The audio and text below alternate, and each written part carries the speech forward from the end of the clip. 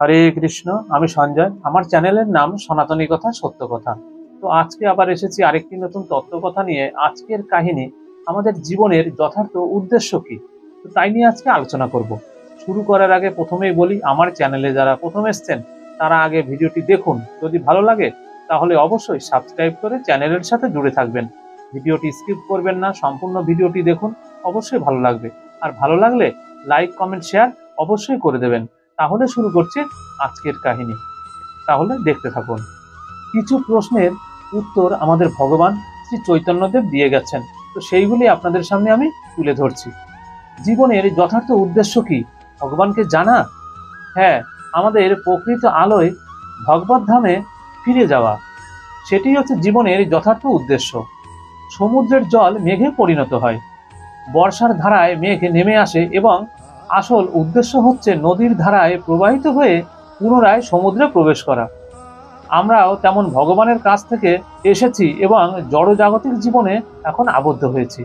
তাই আমাদের উদ্দেশ্য থাকা উচিত আমাদের এই দুর্দশা অবস্থা থেকে মুক্ত হয়ে প্রকৃত আলোয় আমাদের ভগবত ধামে ফিরে যাওয়া। সেটি হচ্ছে জীবনের মূল উদ্দেশ্য।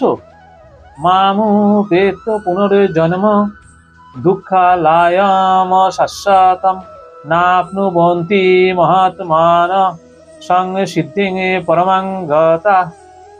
এটি হচ্ছে ভগবদ গীতার বাণী। কেউ যদি আমার কাছে ফিরে আসে মামু পেত, তাহলে আর তাকে ফিরে যেতে হবে না। কোথায়? এই জগতে। দুঃখালয়ম অশাশ্বতম, অর্থাৎ এই জগৎটি হচ্ছে দুঃখের আলয়, সে কথা সকলেই জানে। কিন্তু তারা তথাকথিত সমস্ত নেতাদের দ্বারা বিপদগামী হচ্ছে। জড়জাগতিক জীবন অত্যন্ত দুঃখ দুর্দশাগ্রস্ত। ভগবান শ্রীকৃষ্ণ বলেছেন যে এই জায়গাটি হচ্ছে দুঃখালয়ম, অর্থাৎ দুঃখের আলয়, এবং এটি অশাশ্বতম, অর্থাৎ অনিত্য। এখানে তুমি কোনো বোঝাপড়া করতে পারো না। ঠিক আছে, এ দুঃখের আলোই হোক। যদি মনে করো যে আমি এখানে আমেরিকান বা ভারতীয় হয়ে চিরকাল থাকবো, না, সেটিও তুমি করতে পারো না। তুমি চিরকাল একটি আমেরিকান হয়ে থাকতে পারো না। তুমি মনে করতে পারো যে আমেরিকায় জন্মগ্রহণ করার ফলে তুমি খুব খুশি, কিন্তু তুমি বেশি দিন আমেরিকান থাকতে পারো না। এক সময় তোমাকে এখান থেকে বের করে দেওয়া হবে এবং তুমি জানো না যে তোমার পরবর্তী জীবন কেমন হবে। তাই এটি হচ্ছে দুঃখালয়ম অশাশ্বতম, অর্থাৎ এটা দুঃখের আলয় এবং অনিত্য। এই হচ্ছে আমাদের দর্শন। কিন্তু আমরা যখন ভগবান সম্পর্কে জানতে পারি, তখন আমাদের জীবন কি আর দুর্দশাগ্রস্ত থাকতে পারে? তবে হ্যাঁ, না, কিছুটা জ্ঞান লাভ করলে চলবে না, তোমাকে পূর্ণ জ্ঞান লাভ করতে হবে। জন্ম কর্ম চ মে দিব্যমেবং যো ব্যক্তি তত্ত্বত। তত্ত্বত মানে হচ্ছে পূর্ণরূপে। আর এই পূর্ণ জ্ঞান সম্বন্ধে ভগবদ্গীতায় শিক্ষা দেওয়া হয়েছে। আত্মার দেহান্তর সম্বন্ধে তোমাদের বিজ্ঞান কি বলে? আমার মনে হয় বিজ্ঞান তা অস্বীকার করতে পারে না, আবার তা প্রতিপন্নও করতে পারে না। বিজ্ঞান সে সম্বন্ধে কিছুই জানে না। তাই আমি বলি যে বিজ্ঞান অসম্পূর্ণ। বিজ্ঞান অবশ্য সেই সম্বন্ধে কিছুটা বলতে পারে। আধুনিক বিজ্ঞান স্বীকার করছে যে শক্তির কোনো ক্ষয় হয় না, তার পরিবর্তন হয়। তা ঠিকই, কিন্তু সে কিভাবে কাজ করছে আধুনিক বিজ্ঞান তা জানে না।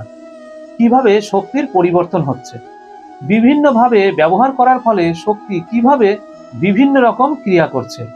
যেমন বিদ্যুৎ শক্তি বিভিন্ন রকমের প্রয়োগের ফলে তা হিটার এবং রেফ্রিজারেটর উভয়কেই সে চালাচ্ছে।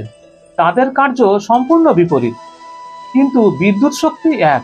তেমনই এই শক্তি প্রাণ শক্তি কিভাবে পরিচালিত হচ্ছে বা কোন দিকে তা পরিচালিত হচ্ছে, পরবর্তী জীবনে তা কিভাবে ফলপ্রসূ হচ্ছে, তা তারা জানে না।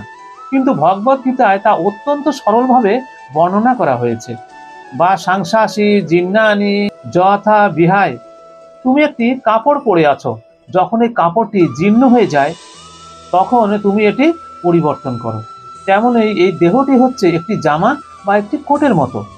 সেটি যখন জীর্ণ হয়ে যায় তখন আমরা সেটি পরিবর্তন করি বা পরিত্যাগ করি। এই যে দেহ পরিবর্তন করে আমি বা আমরা, সেটি কি, কোন বস্তু অপরিবর্তনীয়? সেটি হচ্ছে আত্মা, এক জীবন থেকে পরবর্তী জীবনে। সেটি হচ্ছে আত্মা, আমি, যে হচ্ছে তোমার তুমি, যাকে আমরা আমি বা তুমি বলছি, সেটি আমাদের স্বরূপ আত্মা। আমার আত্মা কি আপনার আত্মা থেকে ভিন্ন? হ্যাঁ, তুমি হচ্ছে একটি স্বতন্ত্র আত্মা, আর আমিও হচ্ছে একটি স্বতন্ত্র আত্মা। আপনি কর্মের প্রভাব থেকে নিজেকে মুক্ত করেছেন। আমি যদি কর্মের প্রভাব থেকে নিজেকে মুক্ত করতে পারি, তাহলে কি আমাদের আত্মা এক হবে না ভিন্ন হবে? গুণগতভাবে সকলের আত্মাই এক।